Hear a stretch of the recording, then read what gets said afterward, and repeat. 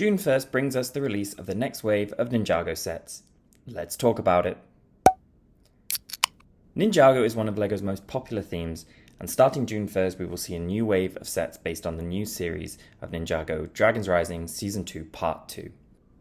Quick point to mention, I haven't watched the show, I'm not a big fan of Ninjago, but I do really appreciate the sets. I think the design work in this theme has such high quality, so if I do miss some details, please forgive me. Overall, I really like this wave. I've been pleasantly surprised by some of the sets, so let's get into it. Starting with the smallest set in this wave, we have Zane's Ice Motorcycle. This is a £9 or $10 84-piece set, which includes a Zane minifigure in a new tournament armor and a really cool motorcycle build. There's a play function in this set, where by pushing down on the gold seat here behind Zane, you can actually push the ice blades that are on the side and they swing out to bat away any evil forces in the way. Overall, I don't have much to say about this. It's a cheap set, a nice gift for Ninjago fans, or an addition to any of the other sets in this wave. But moving on to the next setup, this is the £45 or $50 659-piece Tournament Battle Arena. This is a pretty good price per piece ratio actually, and you also get 6 minifigures in this set. The battleground itself has 4 main areas, and these include 3 play features. First, you have this central dueling area where you can make the pedestals move backwards and forwards while minifigures try to balance on top. The large stone statue in the back is also a nice build, and I like the way they've built a sitting minifigure-esque statue out of these blocks. And you'll also find one of the new baby dragon molds up here, and this is in gold. The statue also has a play feature. If you pull the red lever here at the back, the stairs will go from normal steps into a smooth slide. So you can collapse the steps and a minifigure will fall right down into the tournament area. On the right side, where you can see this large drum build, this also has a play feature where it can be fired from its current position onto any minifigures down below in the tournament area. So there's some nice play features in this set, I have to admit, and the builds are okay but rather basic. So for me, I would say this set falls more into a pure play set than anything else, but I do like the minifigures a lot. They are really the draw for this set, and you get 3 exclusives. For the non-exclusives, you get Kai and Sora in their tournament armor, along with a Wolf Masked Warrior, but the exclusives here are Evil J and Tox. Again, like I said earlier, I don't necessarily appreciate the history of these characters, but I love the printing on the torso and the legs. Evil J has an exclusive black new arm piece, and the design overall is pretty cool. There's also a smoke form of Cinder with a brand new trans black arm, and personally I think the use of the Harry Potter Dementor piece is an interesting addition to the set. The set is actually semi-modular, and each of the 3 sections around the dueling area can be removed and reattached by Technic pins. And these can also be added to the bigger temple set that we will look at further in the video. Overall, a good addition. Moving on, we have the £80 or $90 576-piece Ninjago Team Combo Vehicle. As with other combo vehicles in the theme, it's made up of many ninja vehicles formed together. But I have to admit I don't really like this set. It seems like the designers just wanted to add a combo vehicle to the wave and went with that. There's no fancy transformations or surprising additions. The vehicles just sort of go together in their set form. The set when it's together looks okay, but the individual vehicles all have their own issues. First, there's Sora's glider. It's a bit of a lazy build in my opinion. It's boxy, it's not too attractive to look at. There's a mismatched connector bricks at the front in different colours which are distracting, and it's not actually in proportion to the Sora minifig. Next, you can detach Naya and Cole's motorcycles, and these are basically identical builds in different colour schemes, and they're okay as far as a basic bike build is concerned, but nothing too exciting. The main component of this build is Lloyd's Off-Road Racer. I will outright say I do not like this one. The build itself looks dated, and with how advanced LEGO building techniques are these days, it's actually disappointing to see. There's also the added issue I have in that after detaching the glider in the bike builds, you're actually left with exposed Technic pins, and it just breaks up the appearance of the build. Overall, it's just not my favourite build, and I think it's pretty overpriced at £80, and for that price, I think it under-delivers. Up next is Cole's Titan Dragon Mech. This is £90 or $100 and is made up of 1,055 pieces. I'm not usually a fan of Lego mechs, just from a personal standpoint, but I really like this one. It gives a sort of like Gundam figure vibe, if you know what they are, like a Japanese robot from an anime. And there's a huge sword in this set, which is made from a recolored ornithopter wing. So interestingly, this mech actually has the most points of articulation of any mech Lego has ever produced, which I think is just fantastic. The arms and legs are of course articulated at multiple points like usual. You can move them up and down, or you can now even sideways twist them. And all of these movements are achieved thanks to the elbow and knee joints being made up of multiple separate joints. So this gives a greater range of motion. What's also quite interesting, that the knee pads are even on a sliding frame. So overall, it just really brings this set to look like a complete mech. The blade wings on the back can also be moved, and the waist can be twisted.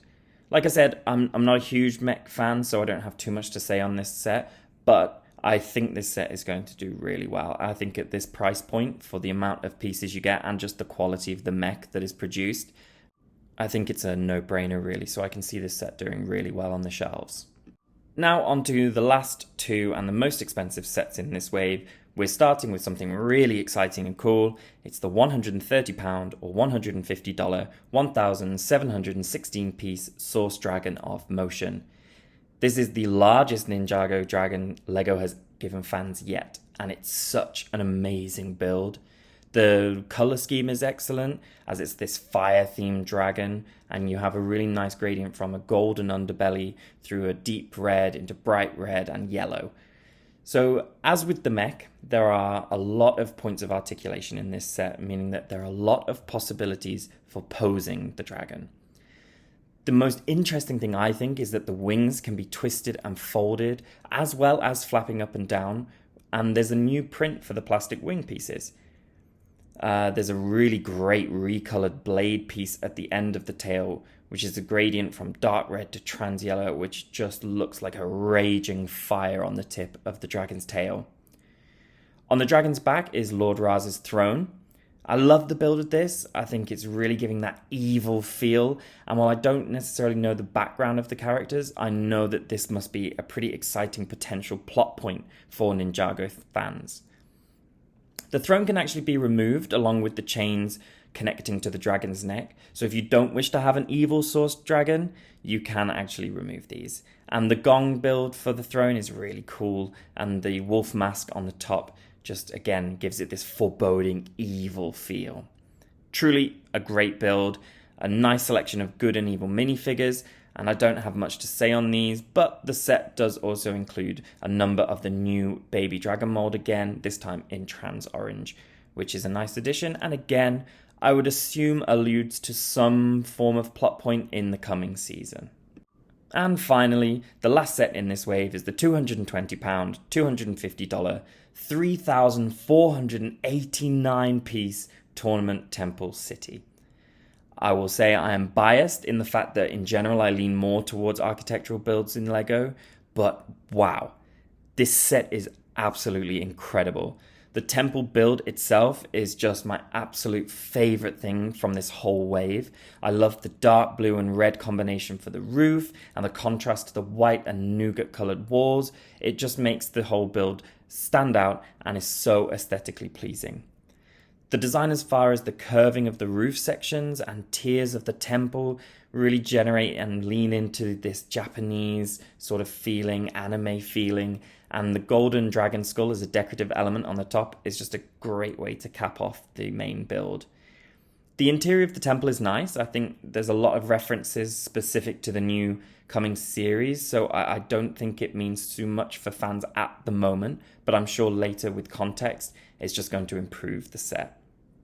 I love the rock work underneath the temple, and there's a couple side builds here. You've got like the watermill, the bridge, the dock, and I think they're a nice little addition. The dock can actually be removed, and that's where you can attach the battleground from earlier.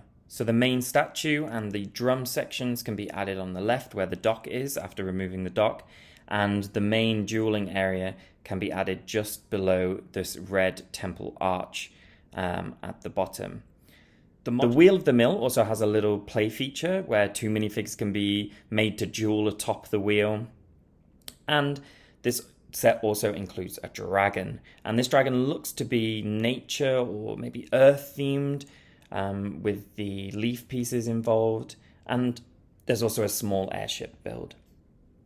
There really are too many elements to talk about in one video for this set, but from what I've seen from members of the Insiders program on YouTube, and they've already got access to this set, there's a lot of Easter eggs and play features in this set, and I just love how much time the designers have spent making sure this set looks beautiful for those who wish to display it, as well as making sure it's a playable set. So this really leans into both the younger and older audiences of Ninjago. The figures in this set are really nice. Again, I don't know these characters, but as far as appreciating good minifigures is concerned, some amazing printing is included in this set. And some of these minifigures are exclusive to this set. So again, overall, a really, really amazing set for this theme. To wrap up this review of the coming summer 2024 wave of Ninjago sets, I like it overall. It's a great lineup. It's a really nice variety of sets. And of course, I have to say the temple set is my favorite, but I'm not going to deny that the mech is actually a close second. It's just so cool, and I love the articulation, the posing, and while I don't usually go for mechs, I think this is one I could really consider buying. The dragon is a step up from any of the other dragons we've seen from this theme, and the play features of this wave overall are second to none. I think the combo vehicle is the biggest letdown, and I don't see it doing too well at its price point, even when we compare it to other combo vehicles from previous waves of this theme. So when it comes down to it, I would say if you get only one set from this wave, I would lean more towards the mech. For its price point, the pieces, and just the overall aesthetics of this build, I think it has to be the one. Thank you for watching. What are your opinions on this wave? Tell me down in the comments below, and remember to like and subscribe for more content. Happy building, and see you next time.